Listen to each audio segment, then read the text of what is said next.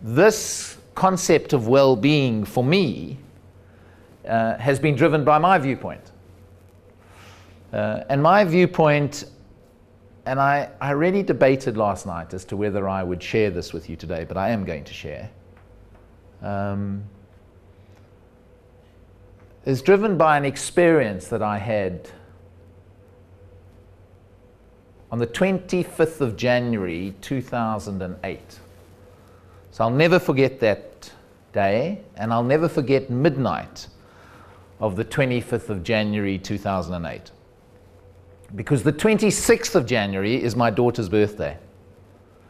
And you know that on a child's birthday, you want to be at your best. For your daughter in particular, especially being a dad and having a daughter. And at midnight on the 25th of January, I woke up with a panic attack. And I don't know if any of you have ever experienced a panic attack. But I had this panic attack. And I bumped my wife and said, "Debbie, I don't know what's going on. I think I'm going to die." And she said, "What?" And I said, "I can't breathe.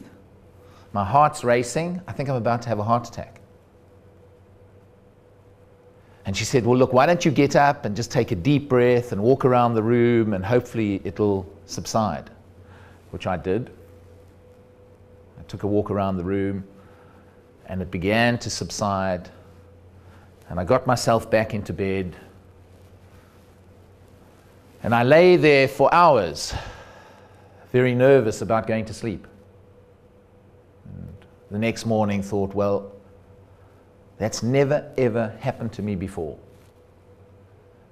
And I better go and see a doctor. So I took myself off to the doctor.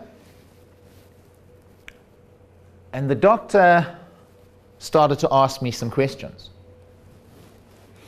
And the doctor asked me a few questions around, was that the first time that you'd experienced something like that? And I said, yes. And then the doctor said to me, "So tell me, Jeff, what's your appetite like over the last 3 to 6 months?" And I said, "I've lost my appetite. I'd lost a lot of weight." So he said, "Why, you're not eating?" And I said, "No, I feel too anxious to eat." And I said, "My anxiety is usually very high in the beginning of the day, and then it subsides and gets a little bit better by the end of the day. So I don't really eat breakfast and lunch, but I can usually eat some dinner." And then he said to me, "So tell me about your sleep patterns. Are you sleeping well?" And I said, "Well, I can fall asleep, but then I wake up at about 3 in the morning, and all I do is ruminate and ruminate over the same smallest of issues. And I can't get back to sleep. And I just lie there thinking about what are insignificant issues." And he said, "Okay, and what are your energy levels like?" And I'm, without bragging to you this morning, prior to this crucible moment of mine in my life, I had run 44 marathons, so 2 marathons a year for 22 years. I had done 3 Ironman triathlons. I had been this father and this and this that and this, and a very successful career in Unilever. And now I'd fallen over. And my energy levels, when he asked me that question, I said to him, "I can't even get back on a bicycle. I haven't been able to get on my bike. I love cycling. Haven't been able to get on my bicycle for 3 months." He said, "What?" I said, "No, I just can't get on my bicycle. I've got no energy to do that." And then he said to me, "And tell me, what about reading and reading a newspaper?" And I said, "I can't read a newspaper anymore." And he said, "Why?" And I said, "Because if I read anything in the newspaper that's sad, it just has such an impact on me.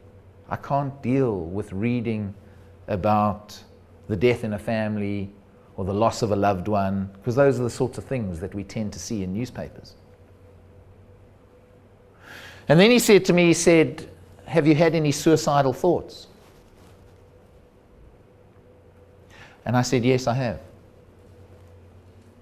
And then he said, have you planned what you want to do?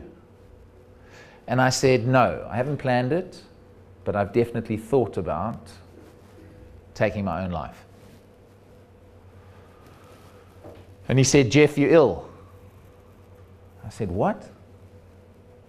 He said, yes, you're ill. I said, what do you mean I'm ill? What's wrong with me? He said, you're suffering from depression. And he said, I'm not sure whether it's depression or anxiety.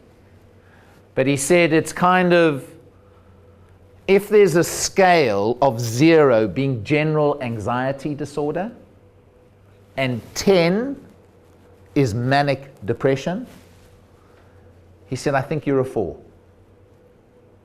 I said, what? He said, yeah. And he said, it's always difficult to discern between being depressed and being anxious and suffering from general anxiety disorder. So I said to him, what? I don't understand all of this. How does this all happen? What must I do? He said, I'm going to book you off. And he said, I can give you some drugs. Would you like some medication? I said, of course. Give me some medication. That's going to help me to get better. And he said, but that's not the only thing that I want you to do. There are some other things that I'm going to ask you to do, which is engage in cognitive behavioral therapy to begin to rethink how you think about things. I want you to try and get back onto your bicycle.